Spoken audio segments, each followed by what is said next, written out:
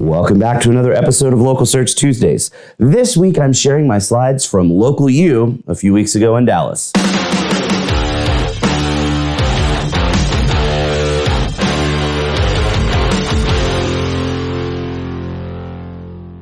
LocalU is always a ridiculously awesome conference, and this time it was in Dallas, so I didn't have to travel far, for once.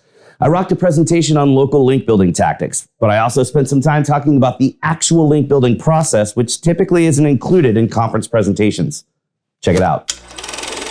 This is the art of real-world local link building. You know me because you're watching this on my video series, but in case this is your first time, this is Local Search Tuesdays, my weekly video series. You can catch it on social media or right there on our blog. And here's a fun picture of me speaking at a conference a few years back. I'm lucky enough to get to speak at conferences all over the world to help people have a better understanding about local SEO. And, you know, sometimes at some of these conferences, you see people that maybe aren't as engaging to watch live. They'll stand behind the podium locked in. You just watch the back of their head because they're looking at their own slides, and the background of their slides, it's plain white. There's no photos, there's no screen captures, there's no art, there's no nothing. It's just plain white with black Arial font, and they pack each slide with bullet points, and all they do is read bullet points, and that's no fun for anybody. Plus, it's a scientifically proven fact that bullet points kill kittens. So today we're going to keep all of the kitties safe. And you saw the Deadpool reference there at the beginning. As always, there is a movie theme every time I do a presentation because I love to share my love of movies along with my love of digital marketing. So today's theme is superhero movies, and we've got 115 references to superhero movies with at least one movie for every year in the last 50 years. So if it's something older or even something newer that you haven't seen, there is attribution over to the side. So you'll not only learn how to build some awesome local links, you will have a list of awesome superhero movies to watch later. So why the long face? Are you spending too much time looking up at competitors that rank higher in local search results? You don't have to have a huge brain to be able to build some awesome local links, even though sometimes when you're looking in from the outside, it seems like links are built with a bunch of magic and voodoo. They're really not. Today I'm going to give you a lot of hot tips that will help you understand how to crush your competitors with awesome local links so that you kick ass in the search results. Now, I presented a link building session at the virtual edition of LocalU back in 2021, so I wanted to change it up a bit for this time around with the live LocalU conference in Dallas. So if you're expecting one of the presentations you typically see at a conference, you're going to be a little disappointed because this ain't the same bullshit. Let's be honest, most of those conference presentations on link building don't really help you because most of the time they're just an agency that's bragging about awesome results that they got because they want you to come work with them, or it's just a really thinly veiled sales pitch for their link building services. And they always talk about some massive budget and a huge effort with tons and tons of team members and 15 different PR agencies, and they get thousands and thousands of links for one campaign, but that doesn't really apply the vast majority of businesses out there, and they're never relevant for anyone that's doing local SEO. And the reason that that matters to us is because the local algorithm looks at links differently and it weights links differently. So we should too. We don't care whether a link is followed or if it's a no follow link, because it's been proven time and time again that no follow links still provide value in Google's local algorithm. And we don't care about the authority of a link. Those authority metrics are completely BS metrics that were made up so that you can have a high level understanding of potentially the value of the link profile for a competitor versus yours. But it's not a score or a metric that Google's algorithm uses. So we don't care, because most of the time when you're getting links from local businesses, they look like low authority links. And that's the thing we want to do. We want to get links from local businesses because that's what the local algorithm really loves. And the best links that you can get are the ones that are based on relationships that have real world value beyond just SEO. I'm not going to lie though, link building kind of sucks. We all hate it, but it doesn't have to suck, because if you've got the right strategies, the right tactics, the right ideas, you can really rock some amazing, amazing links. Remember, if you boil Google down to the simplest concept, it's just a pattern detection engine. So you really want to make sure that when you're doing link building, you're using different tactics and different strategies so that the pattern of your links is natural. If you skew too far in any one direction, it looks manufactured and you could potentially get in trouble. And the easiest way that you can get local links is to get involved in the local community. So talk to your client and see what they're already doing in the community. Most businesses have already done something that's some sort of community involvement that you could take advantage of to get some easy local links. Or talk to your client about what sort of relationships already exist with other businesses, with other attractions, with other websites that are based in the local area. The most important tip that I can share about building awesome local links is to just be creative and think outside of the box. Because if you're just following a checklist and doing the same thing for everybody, it's never really going to work well, because every business is unique and every location is unique.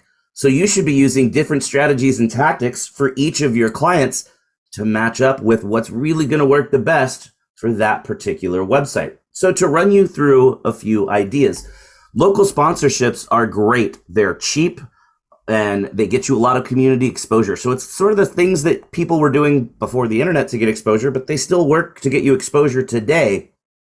Google's not okay with you buying links, but it's totally okay to buy a sponsorship that results in a link. So Little League, Pee Wee football, Pee Wee hockey, 5Ks, marathons, golf tournaments, any of those are amazing. Or maybe you're not sponsoring an event, but you're donating to a charity. And if you're supporting local charities, that's an opportunity to get links as well. Or if you're volunteering, maybe your team goes down and feeds the homeless at the local soup kitchen once a month, or you're doing highway cleanup, or you're volunteering at a church event. Those are all awesome link opportunities. Meetups are great as well. So you can use meetup.com to find local groups that meet on a regular basis. And all you have to do is throw 40, 50 bucks at them, buy their snacks and their soft drinks for their meeting every month, as long as they give you an awesome local link. Find any way you can to get the local bloggers to write about you. Even if the blog's not related to your vertical, it doesn't matter if the blogger's based in the local area. And even if they say, I got a free widget for writing about Greg's widget company, doesn't matter. You still get the awesome local link. And join all the local business associations you can, Better Business Bureau, Chamber of Commerce, things like that. Find the local business directories. Get listed on those local level business directories because they're typically free and they're really awesome for those local links. And you can even use Google and have Google help you figure out what opportunities are out there. So come up with your own seed list of terms and then just add your city in. And pay attention to the two there in the top that have NURL:. Those are what's called search operators. And search operators are basically like filters on Google search results. So it lets you dial in on specific things. So in this case, if you said Dallas in URL sponsorships, it's going to show you Dallas-based websites that in the actual URL for the page, it has the word sponsorships. So that helps you cut out a lot of the noise and find really specific things. So think about what words might be used in the page address for some of these targets where you might want to get links. And localized blog content works really well here too. If you mention local businesses or local entities in blog posts, then afterwards you can do outreach and say, hey, I mentioned you in this blog post, and then you can get links back. You want to make sure you're thinking outside the box, like I said a few minutes ago, because every business has unique opportunities.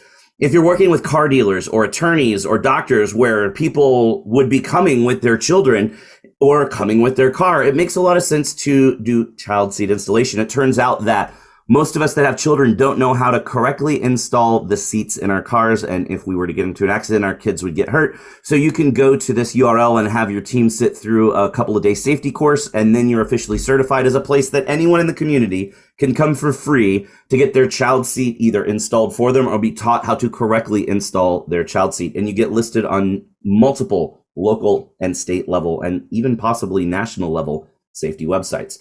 And if it's applicable, you can get awesome links from ethnic directories. So every ethnic group, every nationality, and every community will have a list of businesses that are owned or managed by people of that nationality or ethnic group. So if that applies to your business that you're working with, go get those links. And along the same lines, there are directories of businesses that are owned or managed by, or that are just friendly to LGBTQIA plus community members. So if you can get listed on one of those directories, that's equally as awesome. And ask the staff what they do in their free time and what they're passionate about. If they're involved in any local clubs or organizations, those links are super, super easy to get. So check the staff, not what the company does in the community, but the staff, what they're passionate about, what their hobbies are, because you can get some amazing links that way. And I thought it would be trendy and cool to get some local link building concepts from ChatGPT. So I asked for some ideas, and it spit some stuff out like sponsor local events. Hey, that's familiar. Collaborate with local businesses, get listed in local directories, participate in forums, create local content, host local events, offer discounts to local organizations, work with local influencers. Like half of those are things that I just said. So, hey, not too bad, but still a little generic. So I clarified and asked for outside the box ideas on building local links. And then we get host a car club, offer a unique test drive experience, create local car-related podcasts, partner with a local artist, create a car-related charity event. I'm not sure why it dialed in on car-related things, because I wasn't really talking about dealership stuff, but it kind of assumed that I was for some reason. So again, kind of weird, but maybe it might come up with one or two unique things that you hadn't thought of before. But now I want to move on and talk about the actual link building process, because that's something that most presentations don't cover. You can't be unfocused with your efforts or just up in the air and fly by night. You've got to have a documented process to keep yourself or your team on track. Plus, you need records of what your team is doing so that you know that the work is being completed efficiently and at a high enough level of quality to meet your standards. And periodically, the management team's going to want to come in and just audit that work. So you've got to have that process there and those records to be able to do that. So you're going to start by doing your research, and then you decide which ones you're going to try to get. And then you go do outreach and hopefully get all those links. And then you just rinse and repeat. So at Search Lab, we do this on a quarterly basis. Now, it doesn't mean Q1, Q2, Q3. It's more 3-month periods based on the start date of the client. So we spend 8 to 10 weeks on research and prospecting. And then we finish with 2 to 4 weeks for outreach and acquisition. And yes, that means you're not going to get links every month. And that's okay. It doesn't matter, because we're working on getting quality links. So let's talk a little bit more about that actual research phase. If you start by asking the right questions, you'll uncover a lot of low-hanging fruit and easy opportunities. So I'm sharing our onboarding link questionnaire with you today so that you can take it and see the sorts of questions that we ask with new clients that we work with. You'll discover a ton of cleanup opportunities, things that were happening in the past or even currently happening, or relationships that exist where you can go in and get links without having to do any work. So it's awesome. So that low-hanging fruit makes it really easy to get some links quickly with new clients. And when you're doing your link research, it's better to use multiple tools when you're pulling your inbound link profile, because each tool crawls slightly differently. They're trying to approximate what Google's spiders see so that they can get the same or a similar index to Google. But there can be up to a 10 to 15% variance in what links each of these tools show you. So if you use multiple tools, drop everything into one spreadsheet and then deduplicate that list, you have a more accurate view of what your link profile looks at. And when you're paying attention to link research, it's not as much about how many links you have. It's more important to look at how many unique websites are sending you those links, because if you have 1,000 links from one website, there's not that much more value than having a single link from that same website. So once you've pulled your links, then you want to pull your competitors' links. And again, better to use multiple tools. And then you want to look for opportunities where your competitors have links and you don't. But remember, the real way to win with link building is have unique links that your competitors don't have. But copying your competitors is a really great point to start with at the beginning of a link campaign when you're working with new clients. Because if someone's linking to a competitor, it's probably going to be pretty easy for you to get a link from the same website. Plus, currently, that link is unique for the competitor and not for you. So if you can also get the link, while it may not help you too much, because it's no longer unique for the competitor, it's going to devalue that link for your competitor. So you're on more of an even playing field. And then you can move on and use other tactics like broken link building or link reclamation or unlinked mentions or any of the standard things, along with the tactics that we talked about earlier. You want to compile a list of all of your opportunities in a spreadsheet. And on that spreadsheet, you're going to list out all the details about each link opportunity, including the source site, the target page on your website, if you're going to be lucky enough to have some input into where that link's going to point, what's the cost? Is there a money cost? Is there a content cost? Is there a time cost? Is it a free link? What's the time frame? Can you get it immediately, or is it something you're not going to be able to get until an event 6 months from now? Or time frame wise, is this a page that refreshes every year because it's a sponsorship page and you'll need to do this every year? You even want to dig up the contact info. And yes, I'm telling you to dig up contact info before you do outreach, because if you've never done outreach before and you're going to do it by phone, you're going to call the first person and they're going to say, oh, you need to talk to Jim.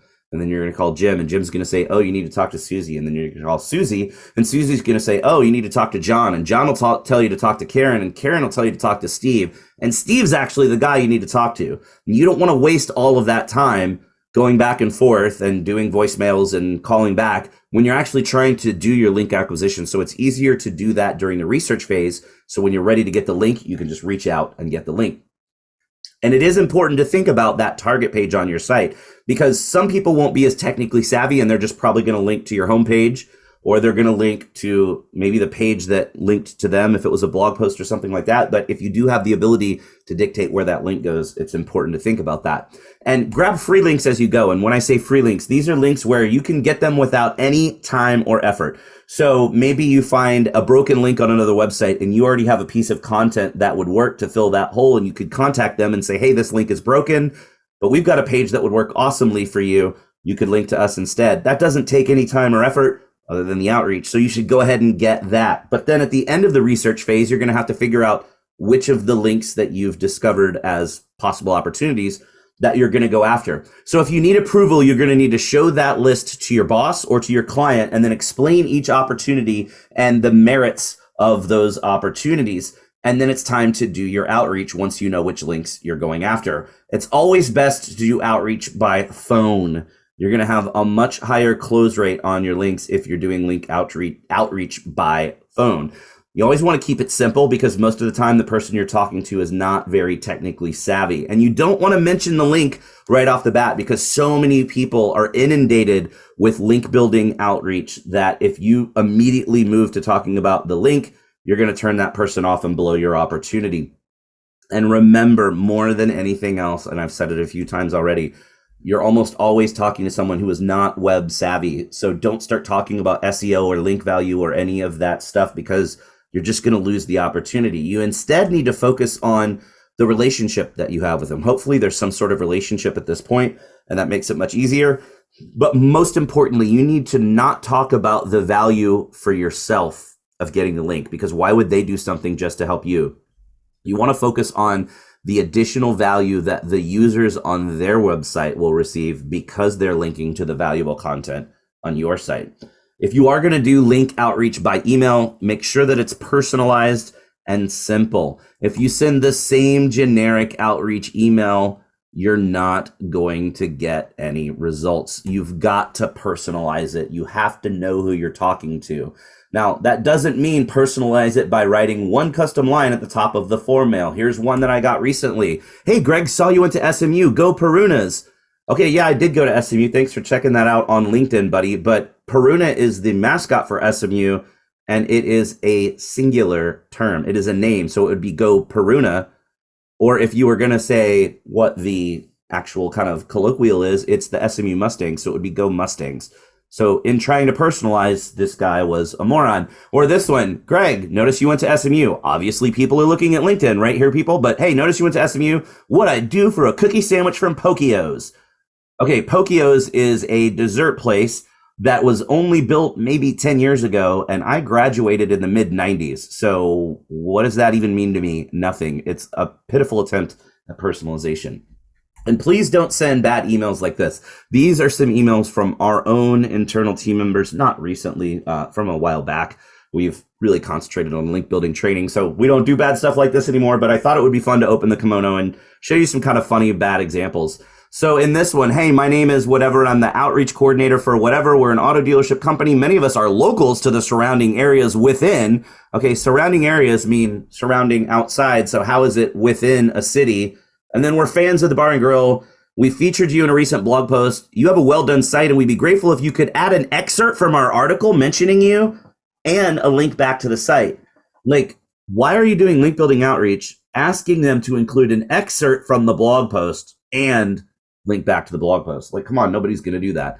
Or this one, thanks for mentioning, this is reaching out to T&DO, and thanks for mentioning this dealership on your page. And then they link to the page. I'm reaching out because we updated our website. We're wondering if you could link to our site from this particular word. So they're trying to dictate anchor text without knowing who they're even talking to, because T&DO isn't a person. T&DO is a coupon website that all it does is it broadcasts all of the Sunday newspaper insert graphics. So this isn't even a person they're talking to. They're talking to the website, and the website doesn't have any text content. It's just a specials page for each individual business. So completely boneheaded, and they weren't obviously looking at the site when they were trying to figure out what they were going to do for outreach. Or this one I'm going to read with commas actually being pauses, which is how you would read it conversationally. We are requesting that you return the favor and post a link to our above blog featuring you as a return link to our website. Like, come on, like bad stuff here, guys. Or this one, I hope all is well. I do marketing for this company. I wanted to know if you could add their URL link to this listing. This could be extremely helpful for my client. Like I said earlier, don't talk about the benefit to you, talk about the benefit to them. Or this was a fun one because I was hoping we could find a way to work together by linking to each other's site. So like reciprocal linking, we all know that's bad. But then they give a big paragraph about why backlinks are important. Like, come on, guys. But if you do it right, you can get some amazing links. And here's some really cool, awesome local links that we acquired for some of our clients. So we talked about the Franklin Gem and Mineral Museum in Franklin for one of our jewelry companies. And we got mentioned on Expo Express, which is a massive website for the gem and mineral vertical. Or we have this thing where there was a parade in Carson City, and we had a client in Carson City that participated in the parade. And because we wrote up a blog post about it and had some photos, boom, we got mentioned from the local South Tahoe Now website. Or this one, the team found that there was a list of member clubs in Utah and Eastern Idaho for the Cycling West Cycling Utah kind of annual membership list. And they listed out all of these different organizations. And if you notice, our dealership was the only one that got a link, because our team was like, well, hey, you're mentioning the dealership. Could you link to us? And all of these other things are businesses, but they're not thinking about the link building opportunity of getting a link back when the business got mentioned. Or this one was an auto group that we worked with, and we wrote up some stuff on the site and got listed on the City Lifestyle Santa Ana website. Or this one, where we're talking about where you could go Christmas shopping in the local area. And because we mentioned Refillism, which is a local site there, they linked back to us because of that. So really, really awesome opportunities you can get to get local links if you think about it the right way. And if you make link building fun, you'll be much more successful. So at Search Lab, we do a monthly link building raffle where every time someone acquires a link, at the end of the month, we're going to go and randomly pick one of those link builders, and that person gets $100. So everybody really competes, because the more links you get, the more often you're on the sheet, which increase your chances of getting that little $100 gift card. And we also have a dedicated Slack channel where we shout out awesome links and awesome wins for link building, so the whole team is aware. And that helps share ideas too, because if somebody comes up with something unique, why do we want to keep that a secret? Let everybody know about it. It might work for their clients as well. And don't make newbie mistakes. You don't want to point all your links at your homepage. If you want some of your interior pages to rank better, then point a few links at them. And don't forget about internal linking. The way that you link to your own pages on your own site can be incredibly powerful and really boost your relevance. So one thing that's important to think about is if you're doing link building and you've got a single website with multiple locations, you want to make sure that when you're building links from a particular geographic area, you want those links to point to the silo of content that's related to that geographic area, because it enforces that local relevance. And think outside the box. Don't get stuck in your own competitive bubble. Think about similar businesses in other cities. You're not competing with them, but if you go pull their link profiles, you might see some unique things that they've come up with that you never would have thought of if you're only looking in your own local area. And heck, why not pull other verticals as well? So businesses that you're not competing with, that are located nowhere near you, but you're just looking for patterns of cool things that you can do to get local links. Now, several years ago at PubCon, after I talked, an attorney said, hey, I'd love to get some help. I've got some questions. I'm just really stumped. And he said he knew how SEO worked. And he had 3 times as many links as a competitor, so he should obviously win, even though we all know it has nothing to do with the total number.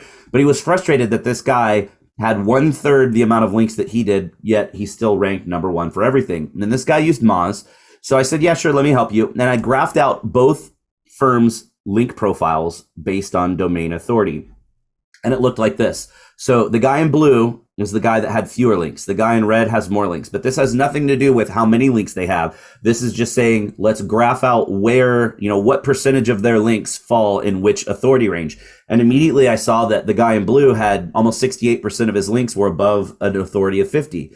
Now, I know you guys are all sitting there going, come on, bro, why are you using Moz? Well, I'm using Moz because that's what the guy was using. Like, why use a different tool that the guy doesn't understand, right? But I saw that there was something there, but I broke it down even further to really dig in and see what was going on. And then it looked like this. And you can see here that 65% of the guy's links in blue, which was the competitor, were above authority of 70. And 60% of the guy in red's links were below 50. And that's why the guy in blue was winning. He was just simply getting better links because all those low authority links the red guy was getting were from like SEOdirectory.com and linksxyzabc.com and all of these really crappy sites that were just there to be link building opportunities, and they were not really valuable sites, or they're not valuable at all. So Google's going to basically ignore those links and do nothing for you. But I do want to point out, if the guy in red had been getting local links, the graph would have looked exactly the same because local links tend to skew towards the lower end of the authority scale. But if he'd have been getting local links, he would have been winning instead of losing. If you'd like to do the same thing, you can download my badass link building worksheet at the link right there. It basically does what you just saw. You'll need your link export from last month and from this month, and one competitor's link export from this month. Now, the tool is built, or the spreadsheet is built to use SEMrush link exports right now. But if you look in the tool and you want to use a different link export, pay attention to the 2 columns highlighted in green. Those are the ones that are important for graphing these things out. But then the worksheet will automatically display the graphs based on link authority.